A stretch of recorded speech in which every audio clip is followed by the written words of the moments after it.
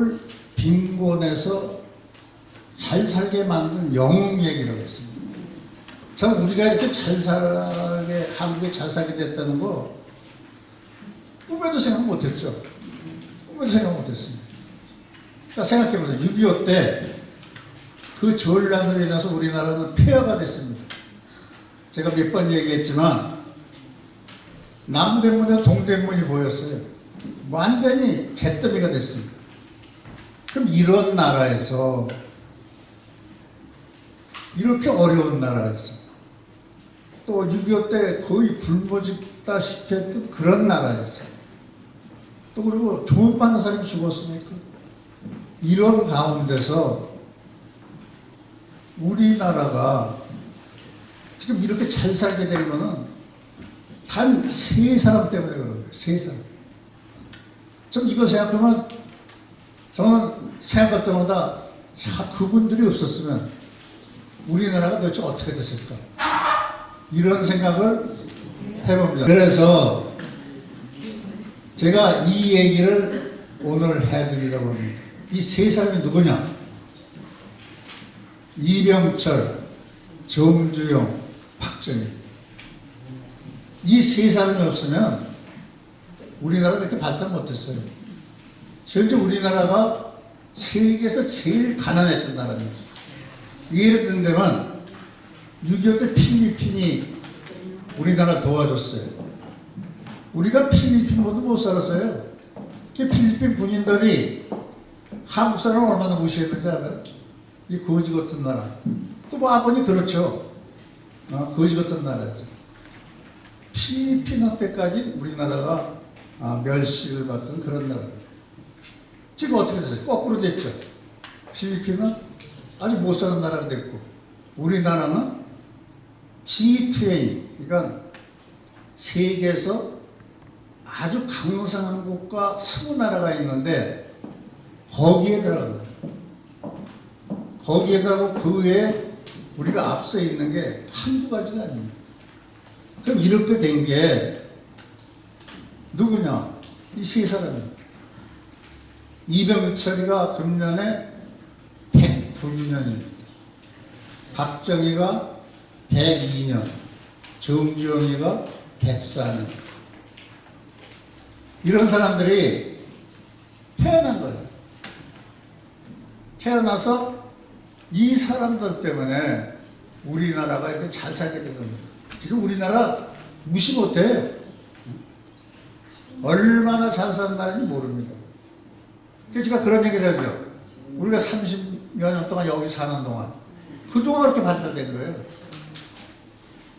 자, 제일 처음에 우리 여기 왔을 때 30년 전, 40년 전 오셨는데 여기 왔을 때 한국제 있었어요? 메이드 콜이 없었습니다. 연필 하나도 없었어요. 봉책 하나도 없었습니다. 지금 어떻게 됐어요? 자동차에서부터 세탁기에서부터 또 모바일폰에서부터 우리나라제가 최고입니다. 오늘도 뉴스에 보니까 삼성에서 모바일폰을 만들었는데 얇기가 지금 현재 모바일폰의 반 두께예요.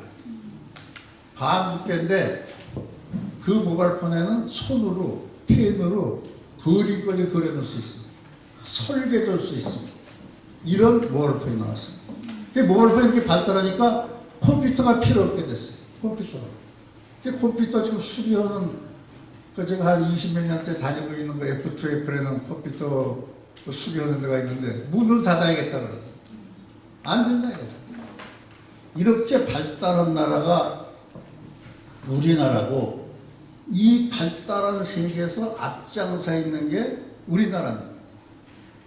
지금 이 글을 쓴 사람은 영국에서 있던 사람이 이 글을 썼는데 여기에 그런 말이 있어요.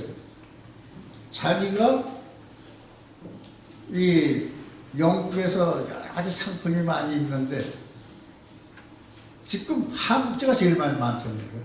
모든 걸 한국제가 독차지했다. 자, 그런데 우리나라가 이렇게 되기까지는 참 과거 역사 생각해 보세요. 20여 년, 300년 우리나라 뭘 했습니까? 당파 싸움만 했어요. 또 중간에 임진왜란이 일어나서 일본한테 침략을 받아가지고 고생을 했어요. 그러다가 말년에 가서는 어떻게 됐어요? 뺏겼어요. 일본한테 나라를 아주 뺏겨버렸어요. 이러던 나라예요. 이러던 나라고 우리가 어렸을 때 생각해보세요. 초가집 있고 맨 초가집안에 또 서울에도 그 판자촌이 있어가지고 그 산꼭대기에 못 사는 사람들이 많았고 이런 나라가 있었어요. 이런 나라가 지금 어떤 나라가 됐어? 무역은 세계 10위 안에, 또 공업도 10위 안에, 선박은 세계 1위입니다. 또 이 전자제품도 1위, 세계 1위가 한두 가지가 아니에요. 그래서 한국 갈 때마다 놀래잖아요. 깜짝 놀라. 왜 이렇게 한국이 발달됐나? 그런데 이 세 사람 때문에 그런 거예요. 그게 바로 우리나라가 망하던 날, 일본 때 뺏기던 날 이병철이라는 사람이 태어났습니다. 우리나라가 망하던 날. 그리고 7년 후에 5년 후에 정주영이가 태어났어요. 7년 후에 박정희라는 사람이 태어났어요. 그래서 제가 이걸 볼 때 이 세 사람이 이렇게 같은데 10년 사이에 태어났기 때문에 우리나라가 이렇게 발달됩니다. 이 사람들이 없었으면 도저히 불가능했습니다. 완전히 불가능했습니다. 저도 모르는 거예요. 세계 사람도 모르고. 근데 우리 젊은 사람들, 현재 2세들은 그걸 몰라요. 이 사람들의 공을 모릅니다. 이게 문제. 그래서 박정희 대통령을 독재자니 나쁜 놈이냐고 그 박정희 대통령이 써있는 그 간판 친필 쓴 그걸 막 때려부시고 뽀개고 난리 나는 게 우리나라예요. 박정희 동상 좀 때려부시고 이런 거는 잘못됐다는 거죠. 우리나라 역사 중에서 왕 중에서 광개토대왕을 저거 아시죠? 고구려의 아주 유명한 대왕인데 왜 광개토대왕이 유명하냐면 그때 중국을 거의 다 광개토대왕이 뺏었었어요. 그때 고구려는 만주를, 지금의 중국의 만주 지방을 중심으로 고구려가 있었습니다.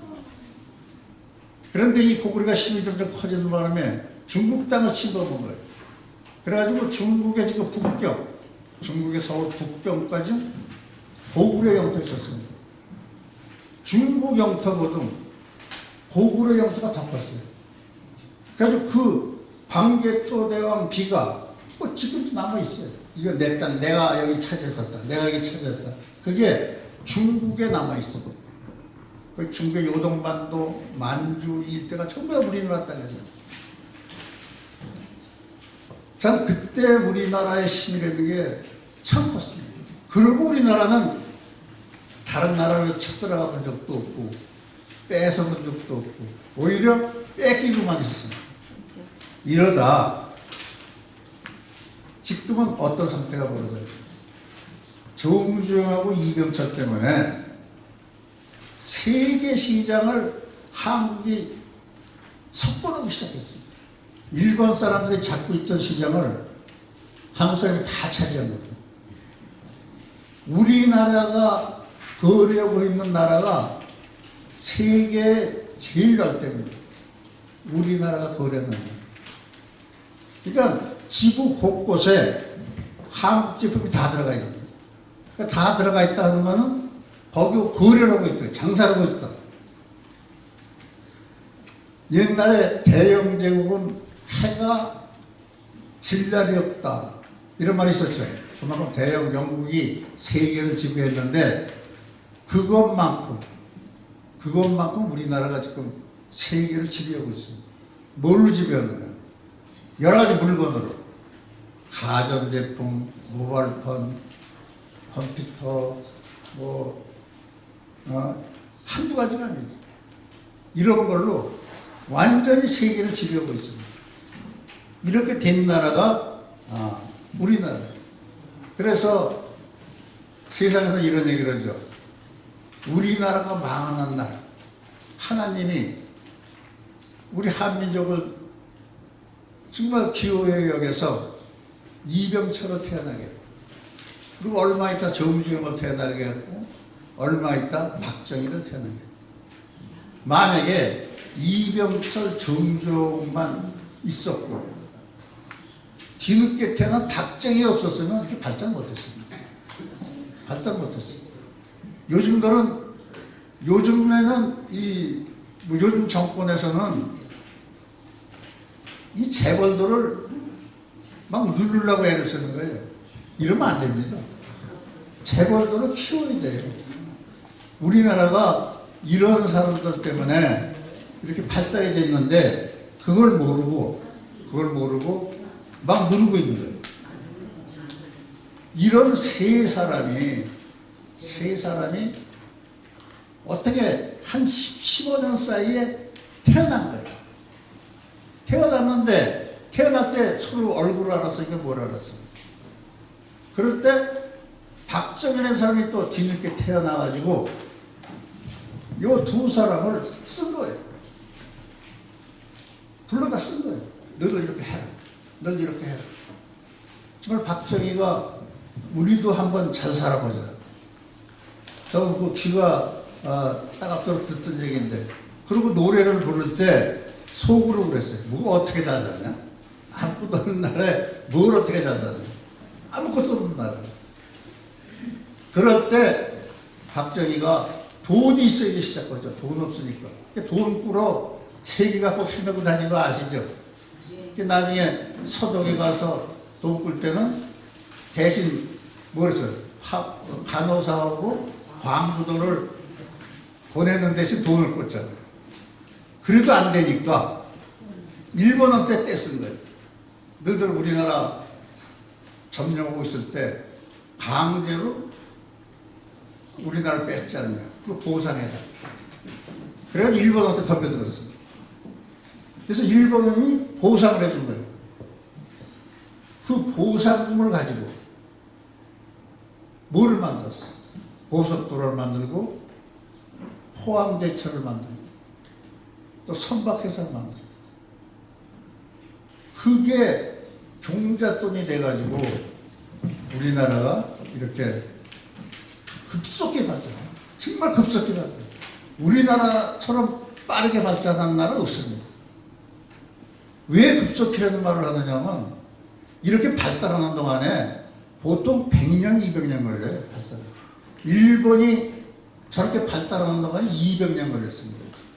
200년 걸린 거예요. 우리나라 몇 년이라고 보세요? 30년 전이에요. 우리 여기 와 있는 동안. 우리가 호주에서 와서 이민 생활하면서 고생하는 동안에 그 30년 사이에 일본이 한국이 발달한 겁니다. 너무나 발달했어요. 지금 한국을 이길 나라는 없습니다. 근데 지금 문제가 생긴 건 뭐냐면 이 반도체를 만든다니까 모든 이 물질을 만들 때 원자재가 필요해요. 거기 필요한 원자재가 있어요. 그 원자재가 예를 든다면 굉장히 숫자가 많은데 그중에서 한 가지 예를 든다면 불소라는 게 있어요. 불소. 근데 이 불소는 이 공기 중에 노출되면 사람도 죽고 식물도 다 죽어요. 불소를 먹으면. 아주 위험 물질입니다. 근데 이 불소가 있어야 되지 반도체를 만드는 재료가 되는 거예요. 그런데 우리나라에서는 반도체를 만들 때 불소를 우리나라에서 만들어야 되는데 우리나라 법에 못 만들게 돼 있어요. 왜 못 만들게 되느냐? 그거 잘못 만든다가 공장에서 그게 새 나가면 그 주민들 죽지 않느냐. 이래가지고 법으로 못 만들게 만드는 거예요. 그래서 우리나라에서 못 만듭니다. 근데 그게 있어야 되지 반도체를 만들었네요. 그래서 그거는 어디서 사오느냐? 일본에서 사오는 거예요. 근데 이번에 일본에서 그런 거 한국에 안 팔렸대요. 그러면 원자재가 없는데 뭘 만듭니까? 한국이 좀 비싸게 걸린 거예요. 그래서 일본하고 지금 싸움이 벌어졌고, 일본 불매운동을 일으키자 뭐 근데 그거 말도 안 되는 소리. 일본하고 타협을 해야 되죠. 근데 왜 그런 싸움이 벌어졌느냐? 일본 박정희 대통령 때 일본에서 보상을 받았어요. 우리나라 증용 데려간 사람, 위안부 뽑혀간 사람 보상을 받았어요. 받을 때 개인이 받지 않고 나라가 받았어요. 나라가 받아가지고 그 돈을 가지고 지금 이제 우리나라에 이렇게 일어섰는데, 지금 들고 일어나는 건 뭐냐면 개인한테 줘라. 그때 증용에 붙들어 갔던 사람, 그때 위안부에 붙들어 갔던 사람들, 그거 보상해줘라. 또 돈 내놔라 이거예요. 그러니까 일본에서 그게 좋지 않냐. 그러니까 한국에서는 그건 나라한테 줬지 그 당사자한테는 안 주잖아. 당사자한테 달래도 그래. 이건 말이 안 되는 소리. 제가 어렸을 때 제가 이제 흑석동에 살았기 때문에 흑석동에서 지금 강남 일대가 만주거리라고 그래가지고 말죽거리라고 그랬죠. 말죽거리라고 그래가지고 거기가 채소밭이 돼 있었습니다. 지금 강남 일대가. 그리고 시골 사람들이 이제 채소들을 머리가 입고 와서 흑석동 시장에서 팔았어요. 그 아주머니들이 하는 얘기가 제가 귀에 쟁겨요. 무슨 얘기를 했냐? 우리 옆집에 어느 양반은 증용에 나가가지고 돈을 많이 벌어와서 땅을 샀대. 또 우리 아랫동네 처녀는 위안부에 가서 위안부로 나와가지고 돈을 많이 벌어와서 땅을 샀대. 이러면서 제가 들었습니다. 그때 이 증용부터에 가는 사람들, 위안부 같은 사람들 다 돈 받고 갔었어요. 서로 가려고 했습니다. 서로 가려고. 돈벌이니까. 우리나라 중동에 이럴 때 우리나라 사람 어떻게 했어요? 거기 서로 가려고 했어요. 그런데 지금 뭐라고 하는지 알아요? 강제로 붙들려가가지고 너희들 나라에 붙들려가서 너희들 일을 도와줬으니까 그거 보상해달라. 그러고 떼쓰는 거예요. 그래서 이렇게 도움을 받았으면 그대로 할 일이지, 이렇게 엉뚱한 떼를 쓴다는 것은 나쁜 일이 아니냐 이런 생각을 제가 요즘 많이 하고 있습니다. 그래서 요즘 제가 영상을 만들 때도 이거 위주, 박정희 대통령 얘기, 그 다음에 이런 지금 얘기, 이런 얘기를 많이 쓰고 있는 거는 한국이 움직이는 걸 보니까 너무나 한심한 거예요. 이래가지고 어떻게 하겠느냐. 자, 이래서 우리나라가 결국은 쓰레기통에서 장미꽃이 피듯이 우리나라가 일어납니다. 참 너무나 놀려요. 세계 사람들이 놀려요. 제일 가난했던 나라가 어떻게 100년도 아니고 한 20, 30년 사이에 이렇게 발달하게 해요. 이 김정일도, 북한의 김정일도 놀랬대요. 놀래가지고 김정일이가 이런 얘기를 했대요. 내가 한국의 서울의 모습을 영화로 봤는데 그 한국 서울 정말 발달 잘 됐을지, 인근 도쿄보다 더 큰 도시가 된 걸 보고 놀랬다. 그러면서 그렇게 된 게 박정희 때문에 된 게 아니에요. 만약에 내가 오고 갈 수 있다면 박정희 묘소에 가서 헌화를 해야 돼요. 이런 얘기까지 해야 돼요. 그만큼 우리나라가 잘 살게 된 원인이 이 세 사람인 거예요. 우리는 이 세 사람을 잊지 말아야 됩니다. 그런데 지금 어떤 일이 벌어졌어요? 박정희 동상, 여동상은 다 때려부시고 있어요. 이병철, 정주영 그 새끼였네. 이런 거는 우리가 잘못입니다. 이런 건 고쳐야 돼요. 그래서 이렇게 된 원인이 교육이 잘못돼서 그런 게 교육.